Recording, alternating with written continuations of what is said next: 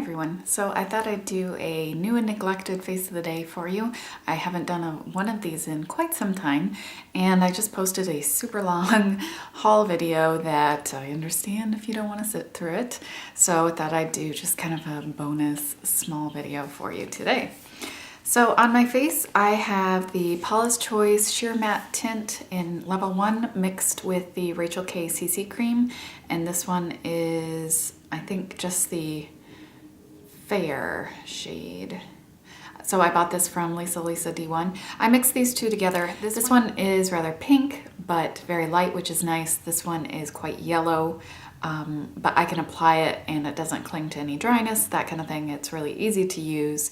So mixing these together makes this a little bit easier because this will hang on to any dryness that I didn't even know was there on my face, and makes the color a little bit better, a little less dark and yellow. To set my makeup, I use the Benefit Powderflage. Yes, Hannah, I'm using it all over my face. I'm trying to finish this sucker up. I find that this is way too drying under my eyes for me, but for the rest of my face, it does pretty well. I've noticed that I seem to get slightly less visibly oily when I wear this. Interesting, and it does. I'm going through it kind of quickly. So this face is kind of new stuff, neglected stuff, and also a fair amount of favorites. So there's that. Covergirl+Olay, the Depuffer, and this is in Fair. I have bought a backup of this because I use it almost every day. I have a review of it. It sits under my eyes very nicely. It doesn't make them look cakey and dry, which is extremely unusual for me. And I set that with the NARS Light Reflecting Setting Powder. Oh, look how much I've used. Oh, it's amazing. This sets that so it doesn't crease barely at all, which is interesting because it's such an emollient under eye concealer. And it doesn't make it look cakey. It's just the best combo I've found under my eyes, and that's pretty amazing. On my eyebrows, this should have been part of my really super long haul, but I somehow forgot it. Anastasia Brow Powder Duo in Soft Brown. I believe I had a sample of medium brown, which is lighter than this, but this is warmer and a little bit darker, so I decided that that would be a good fit since my eyebrows I'm dyeing them quite dark, because that is just what I have. I'd prefer them to be a little bit lighter and a little bit warmer, but what are you gonna do? I have a lot of applications left to this brow dye. I will probably share that process at some point. Then just to give my brows a little bit more kind of definition and hold, I'm using the e.l.f. Wet Gloss Lash and Brow Clear Mascara. I'd been kind of neglecting this one for a little while, so it's nice to use it again, and I'm actually using the eyelash side right now because the eyebrow side is basically empty. I have finished one of these before, and I will probably repurchase it again because it's $1 and I like it pretty well. On my eyes, a little bit of an experiment. Too Faced Shadow Insurance. This is the primer that works the best for me, and I use that specifically because I am again trying this bareMinerals 5-in-1 BB Advanced Performance Cream Eyeshadow SPF 15. I think this one's a nude or something. It was a 100-point perk that I picked up from Sephora. It does have little tiny sparkles in it. So far, I have not had any creasing. Yesterday, I wore this without a primer underneath, and it was really faded and creased by the end of the day, but that was, 8-10 hours later, so we'll see if it works any better with a primer underneath. Maybelline Unstoppable Highlighter Pencil, Twilight Pink. This is my waterline. This was in my favorites last time I did a favorites. My eyeshadow. Let's do eyeshadow first. Sephora Prisma Chrome Shimmery Sand. I had bought this thinking it was Moonstone, but it was Shimmery Sand. It's really pretty though. I mean, I don't have a lot of really light golds like this that don't look super yellow. This one does look yellowish on me, but it's not that really yellow, and it's still pretty light. So I do like that color a lot. And if you really kind of swirl your brush in here, you don't have to use it wet or anything. Can you use it wet?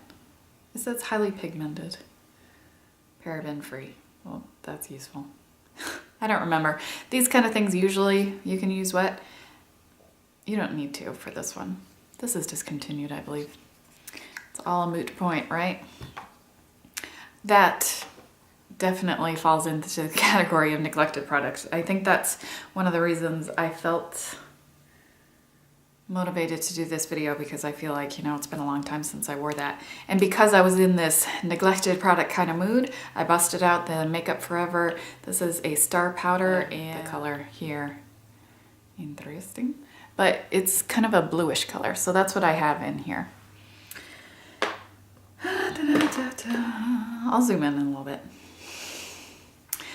Another neglected one, Tarte Skinny smolderEYES, and this is in Onyx. I got this in a set last year, year before, I don't recall, and it came with a bunch of the shadow pencils. This is so black and so intense and so creamy, but because it's creamy it tends to slide around. So I have to make sure to stop putting it like up here, because if I put it all the way out to the corner, it will gather right here, which is not a good look. One of the new things on my eyes here is this nude. It came in the haul that I just recorded. NYX Studio Liquid Liner Extreme Purple. So this built up actually quite nicely. I'm really happy with it, and it's noticeably purple, which I enjoy. Another neglected product, since I was feeling it. This is a cargo blush, and the color is in Mendocino. I think I must have gotten this on Haute Look. I can't imagine that I bought this just regularly. It's a very kind of flushed berry look, and I always apply it with a duo fiber brush. We'll do last face-ish kind of thing. This is kind of neglected. Hourglass Ambient palette. I bought this last year. Was it last year? Or maybe during Chic Week, maybe earlier in the year, whenever it was new. Incandescent, I put that on my cheeks for a highlight. And then what I've been using, Dim Light, I don't know if you'll be able to tell. Probably not. I actually have kind of flattened this one a little bit. I use it on my neck because that tinted moisturizer is too dark.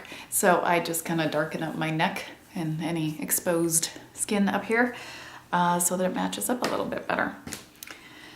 On my lips, I have another new one. This is from that Give Me More Lip set.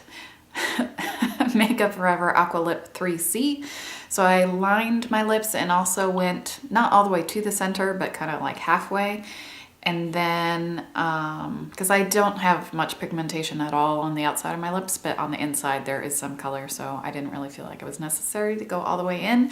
I just wanted something warm. I was wearing this lipstick alone earlier, but it seemed a little too cool toned, and I was just looking a little strange. This is the Revlon Cream Lipstick in Primrose. It is. I just use the shimmery sand all over my eyes. Fair amount of liquid liner. I tried to go really thick all the way into my kind of inner corner area to accentuate the high point of my eyes being inside here as opposed to in the middle. Something different. Oh, and mascara. This is the LORAC Pro mascara, which I don't love. Okay, lips. Thank you so much for watching. I think that is everything. Let me know if you have any neglected products that you've been giving a little more attention to lately, or any new stuff that you've been trying out. I would love to hear from you. I hope you are having a wonderful day, and I'll see you soon.